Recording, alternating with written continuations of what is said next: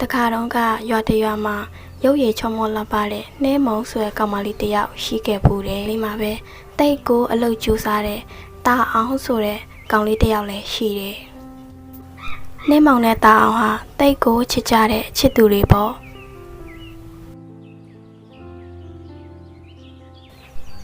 ကိုစိတ်ဆိုးနေရလားနှဲမုံကိုနည်းနည်းနောက်ကျသွားတယ်ဟုတ်တယ်စိတ်ဆိုးတယ်ကိုမလာတော့ဘူးတောင်ထင်လို့ခုတောင်ပြန်တော့မလို့စိတ်မဆိုးပါနဲ့ကွာကိုအိမ်ကလေလုံးလေးမပြီးသေးလို့ပါမသိဘူးရှင်စိတ်ဆိုးတယ်ဒီမှာနှင်းမောင်အတွက်ဟဲနှစ်စီပန်းလေးလှလိုက်တာကိုနှင်းမောင်ပန်ပေးမယ်နော်ဟုတ်ကဲ့ကိုစိတ်မဆိုးနဲ့အောင်တော့နှင်းမောင်နှင်းမောင်ကိုဘယ်တော့မှစိတ်မဆိုးဘူးပါဘူးနှင်းမောင်စနေရပါချစ်ဖို့ခေါင်းလိုက်တာနှင်းမောင်ရဲ့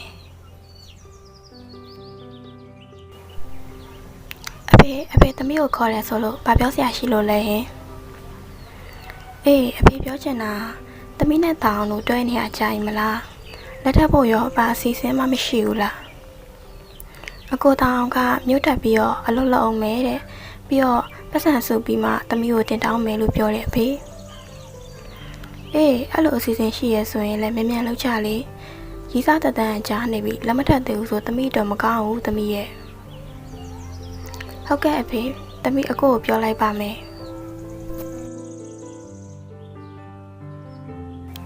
စောလာပါလို့ကြိုပြောထားရတဲ့နဲ့ကို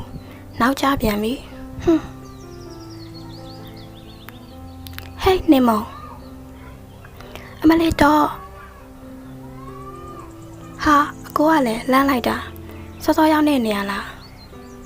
ဟုတ်တယ်လေနေမောင်စိတ်ဆိုးမှဆိုလို့ကိုစောထွက်လာခဲ့ရရော့ဒီမှာနေမောင်အတွက်အကိုကိုပြောစရာရှိရဲ့ပြောလေနေမောင်အဖေကနေမောင်တော့လမ်းမထက်သေးဘူးလားတဲ့မင်းနေရဲ့အကိုလည်းအဲ့ဒါပြောမလို့အကိုဘာကြီးစီကိုအလုပ်သွားလုပ်ပြီးပတ်စံရှာတော့မလို့အဲ့မှာပတ်စံနေစုပြီးတော့ဒီရွာမှာနေမောင်ကိုကြီးကျယ်တင်တောင်းပြစ်မယ်ကွာအကိုကဘယ်တော့သွားမှလဲတပတ်ခါ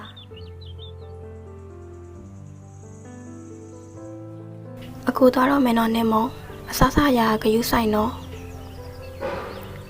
ဟုတ်ကဲ့ပါအကိုလည်းဟိုမှာအလုပ်တွေကြည့်ပဲပြီးလုံးမနေနဲ့ကျမ်းမကြီးလည်းဂယုစားအောင်နော်အင်းပါနေမောင်ကိုသွားတော့မယ်နော်ဟုတ်ကဲ့ပြန်လာခဲ့နော်နေမောင်စောင့်နေမယ်တာအောင်လဲမြို့ရောက်တော့အလုပ်တွေကိုကြိုးကြိုးစားစားလုပ်ပြီးပတ်စံတွေကိုချစ်ချစ်ကုတ်ကုတ်စုနေခဲ့တယ်။ဒီနေ့သူအလုပ်ကနေပြန်လာကားတစ်စီးနဲ့ဝင်တိုင်းပြီးတော့တယ်။အာ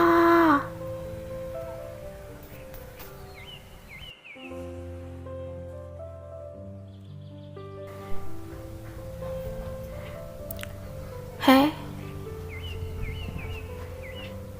တပုံကလီမထိုင်ဖဲနဲ့ဘာလို့ပြုတ်ကြရလဲအကိုများတခုဖြစ်လို့လားအကိုဘာမှဖြစ်ပါစေနဲ့ဘေးရန်ကင်းပါစေ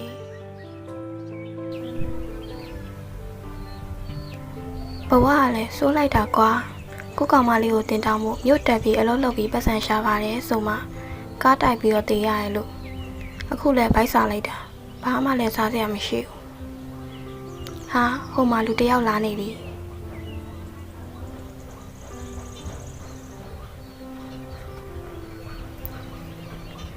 အနက်လေးကမွေးနေပဲကွာစားချင်လိုက်တာငါဒီလိုနောက်ကလိုက်ကြည့်အောင်ပါ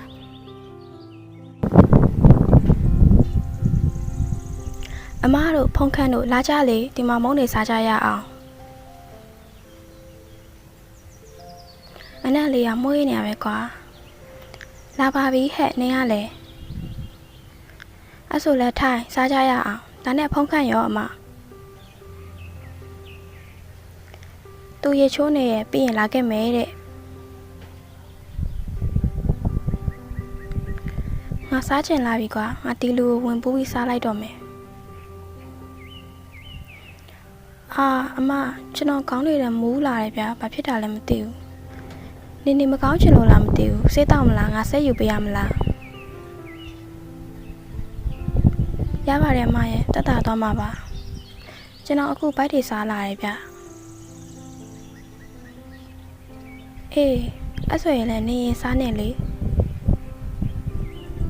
ဟုတ်ကဲ့မအနက်လေးကမွေးနေတာပဲကွာစားကျင်စရာကြီးကြီးပဲ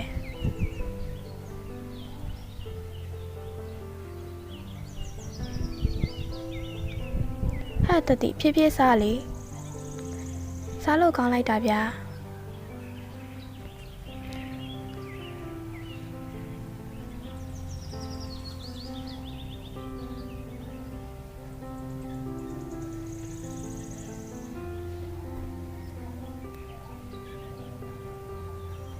ဟဲ့တတိနေဖုတ်ဝင်နေရလားအစားတွေအများကြီးစားလိုက်ပြီအကုန်စားလိုက်ပြီငါတို့တော့လည်းမကြမ်းတော့ဟဲ့ဘာဖြစ်နေကြရလဲကွာမုတ်စားကြမယ်ဆိုအဲ့မဲ့လေးတတိငါတို့တော့မကြမ်းတော့ဘူးအကုန်စားလိုက်ပြီဘာမှလည်းပြန်မဖြစ်ဘူးဟဲ့အောင်တတိမင်းဘာဖြစ်နေရလဲကွာ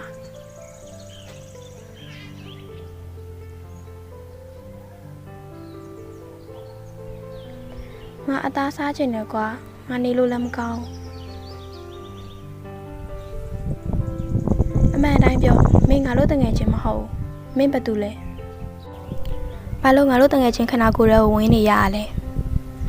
ငါမင်းတို့တငယ်ချင်းတက်တီပဲလေကွာမင်းရလဲမင်းအမှန်တိုင်းမပြောဘူးဆိုရင်ငါတို့မင်းကိုပရိတ်ရည်နဲ့ပတ်မှာနော်အမှန်တိုင်းပြောကွာတောင်းမှန်ပါလေဗျာကျွန်တော်ကိုပရိတ်ရည်နဲ့မပတ်ထုတ်ပါနဲ့ကျွန်တော်ဗိုက်စာလုံးလို့ဒီအကိုရဲ့ခန္ဓာကိုယ်ထဲဝင်ပို့ပြီးတော့စားမိရပါကျွန်တော်ကောင်မလေးကိုတည်တောင်းမှုအတွက်မြို့ကိုအလုပ်လာလုပ်တဲ့သူပါကံမကောင်းဆောင်နဲ့ပဲကျွန်တော်အလုပ်ကပြန်လာရဲ့လမ်းမှာကားနဲ့တိုက်မိပြီးတော့ဆုံးသွားပါတယ်မင်းရဲ့ဘဝလေးရလဲကွာစိတ်မကောင်းစရာပဲ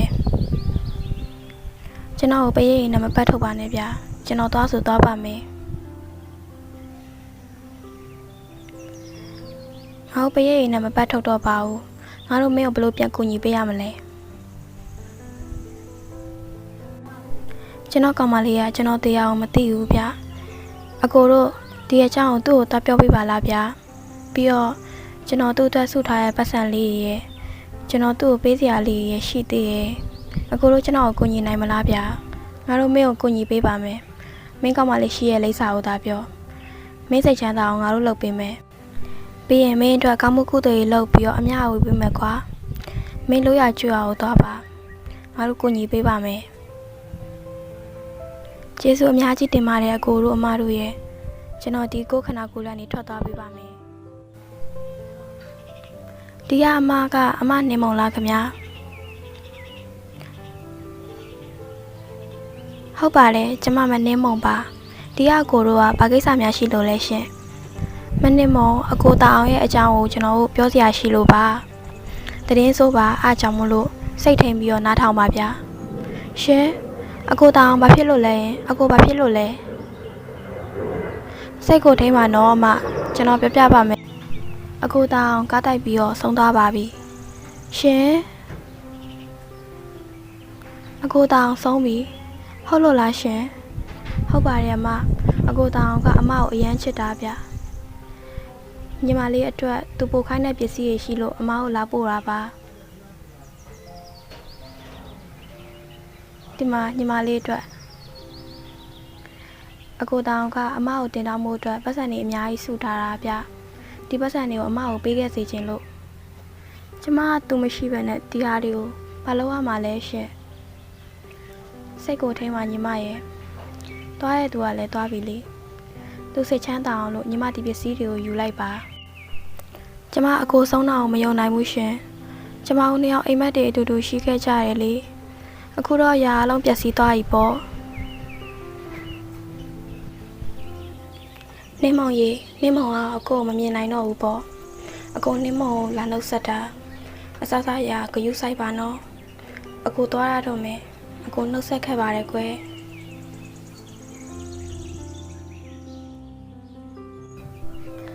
နောက်တက်လဲတရဲဟာသားဇလန်းတိုလေးတွေတင်ဆက်ပေးသွားမှာမို့ channel လေးကို like and subscribe လေးလုပ်ဖို့မမေ့ကြပါနဲ့နော်အားလုံးကိုကျေးဇူးအများကြီးတင်ပါတယ်